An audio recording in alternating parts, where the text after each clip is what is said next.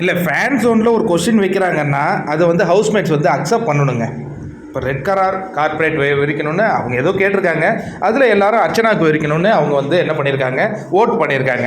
ஆனால் என்ன நடந்தது இங்கன்னா, அந்த தார் ரோடு போடுவாங்கல்ல, அந்த மாதிரி இவங்க காலில் அந்த 2 ரெட் கார்பெட்டையும் போட்டு நடக்க விட்டது யாருக்கும் பிடிக்கல. அப்போ டாஸ்க்கை நீங்கள் டாஸ்க்காக செய்ய விரும்பலை அப்படின்னு சொல்லிட்டு போகலாம் இல்லையா? ஏன்னா அர்ச்சனாவுக்கு ரெட் கார்பெட் பிடிக்கிறதுக்கு அவங்களுக்கு விருப்பம் இல்லை, அதானே உண்மை. இன்னொன்று அதை அக்செப்ட் பண்ணுறதுக்கும் அர்ச்சனாவுக்கு பிடிக்கல. இன்னொன்று எதுக்கு இந்த ரெட் கார்பெட், இதில் ஏதாவது ஒரு பிரச்சனை வரணுங்கிறது தான் பிக் பாஸனுடைய நோக்கம்.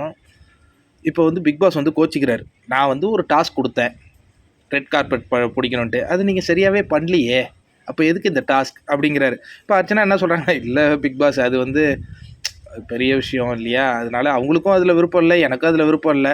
இல்லை இங்கே நான் வந்து ஏசி போட்டு வீடு கொடுத்தா கூட நீங்கள் தூங்கிட்டு தான் இருக்கீங்க அப்படின்னு அவர் ஒரு பஞ்சு வைக்கிறார்.